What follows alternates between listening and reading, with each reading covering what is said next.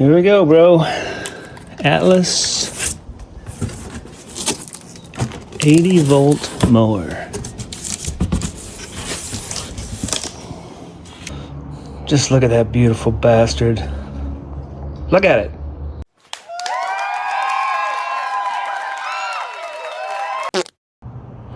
Here's the bottom. Not sure what these do. Maybe help handling when you get above 60 miles an hour or something. I don't know, but oh, chiclets. Okay, this white plastic part here is listed in the owner's manual simply as part number 3, fan. I'm not sure what its exact job is. Fans usually move air. And there's also a logo here of a lock and an unlock.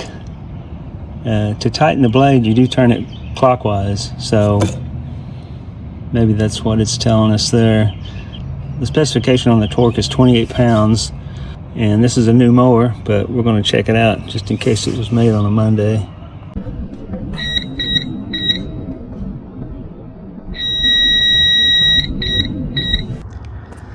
Handle mounts up exactly like you'd think it would. The only thing that's going to be a little weird is this has this little non-threaded part here.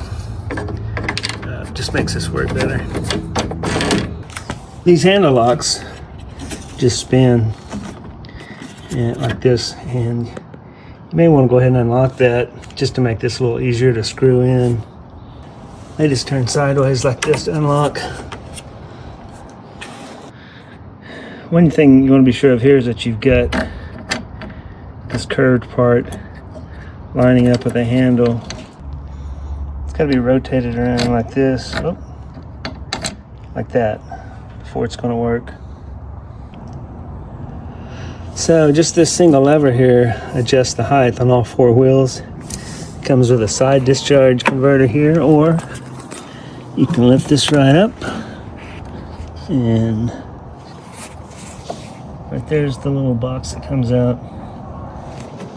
You got 3 different settings for your handle height here, so play around with that a little bit, see which one works best for you. Well, I thought I was going to take this one back because I went to put gas in it and the engine was missing. Now that's just a little humor there, and us influencers like to do that, just trying to make these videos a little more enjoyable for y'all, and I hope they are enjoyable, you know. And if you think so, I'd sure appreciate a like and maybe a comment. Don't even have to be a good comment. You can say something about my shoes if you want it. I don't care, just as long as, just want you to interact with me, you know. So here is our battery. Got it over here charging. This is the 80 volt. Alright, so we've got our battery charged, and we know it's charged because we got the solid green light there. And I'm really glad I got the self-propelled version, because this 80 volt battery is all there, buddy. Alright, so most of y'all probably knew that this is one of them electric mowers, and you may be saying, electric mowers, they're the devil. Nope. They're another mower. They're just as good as your gas mower. They're like a vegan version of your gas mower. They work just fine. So right here's where your battery goes. This is a neat feature. This is your safety switch right here. You can pull that out, disconnects it when you're working on it or something, disconnects it from the battery. Some of y'all are probably saying, well, I'm a real man, I drink out of a garden hose, I don't need no safety switch. And I'm not 100% sure what its purpose is. Obviously, when it's out, the mower's not going to work. But anytime I work on my blade or whatever, I'm still going to be taking my battery out personally. But if anybody has any insight on that, please feel free to comment down below. Battery goes right in there like that, and the battery goes right in there like that, just easy as pie. clicks. Battery clicks right in there. It's okay. All right, there you go. And you can, there's a place for another battery if you have a really big lawn. And then I think you can put 240 volts in there too. Okay, so we're ready to mow here. First thing you do is push the power button in and hold it, and then pull the top bar back.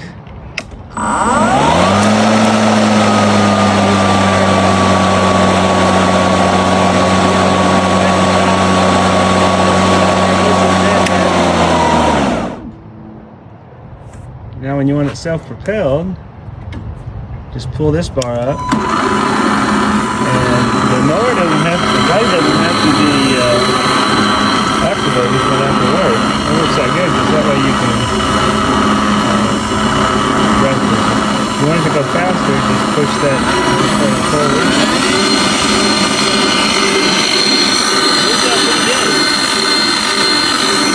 And of course when you want to stop, just turn loose of the bar there. That's all there is to it. So, as with all my mowers, I'm going to attempt to spray something on the bottom to keep the grass clippings from sticking. And we all know it's not going to work, but you know, I feel like I need to do something. And I've tried like Pam cooking oil before and different things, but we'll see how this works. It would be nice if maybe they would coat it with something like, I don't know, Teflon from the factory. I'm just going to go ahead and do the whole mower with this stuff. I mean, why not? We're oil rich like all of them, ain't we?